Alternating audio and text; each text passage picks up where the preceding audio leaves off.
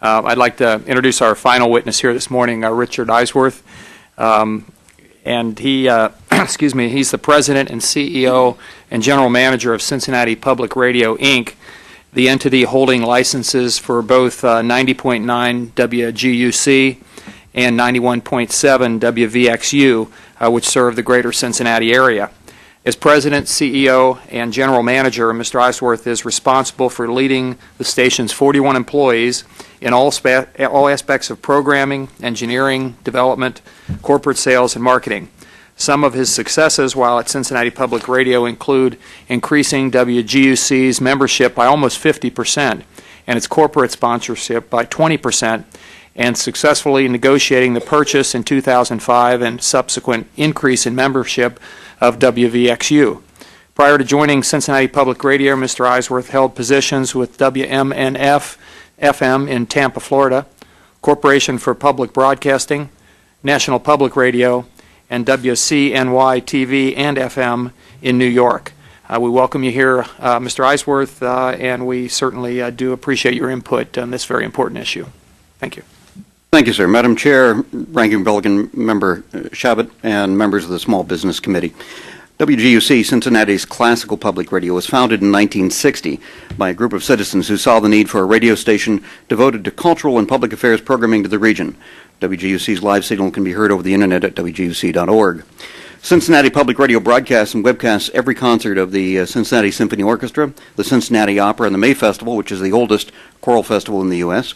We also operate ClassicsForKids.com, which is a web-centric classical music education resource used by more than 2,600 teachers and 329 parents in Cincinnati alone, as well as listeners in all 50 states and more than 47 foreign countries. More than 650 schools in greater Cincinnati, serving 50,000 students, have also been served through the Classics for Kids website and educational materials. I recite these initiatives and statistics to illustrate to the committee that Cincinnati Public Radio is more than a radio broadcaster. We, like many of our fellow public radio stations, are utilizing web-based distribution systems to ensure that the reception of our programming content adapts to the changing habits of our listeners. I want to thank you for the opportunity to comment on the misguided decision by the Copyright Royalty Board and its implementations for America's public radio stations. The fundamental flaw of the CRB decision is its treatment of public radio stations as commercial entities. If unchanged by the Congress or the courts, the board's decision will degrade the public radio system through complex reporting requirements and dramatic and inappropriate increases in royalty fees.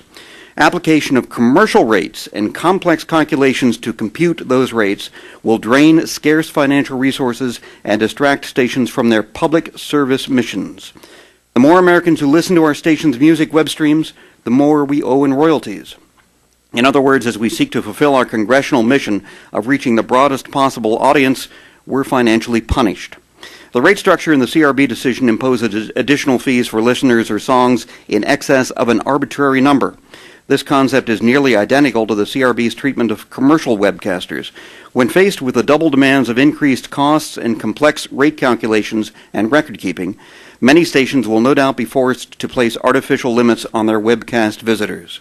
Some stations will cease their web streaming public service activities altogether.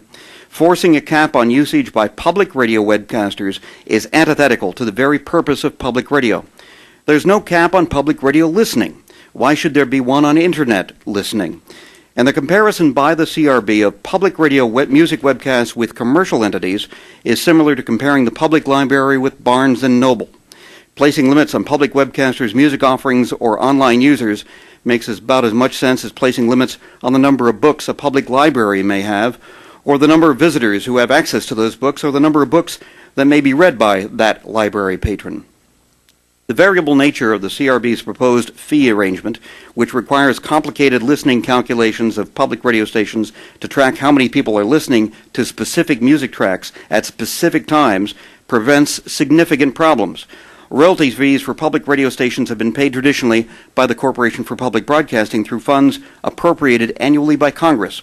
And Congress has directed CPB to set aside 6% of certain appropriated funds to pay for key elements of the public broadcasting system, including, quoting here, the payment of programming royalties and other fees.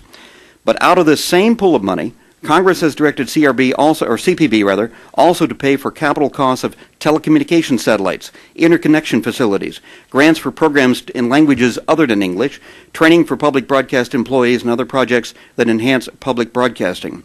Each dollar taken from this pool of funds to pay for the unreasonable licensing fee is a dollar not available for another project to enhance public broadcasting for the ultimate benefit of American listeners and viewers.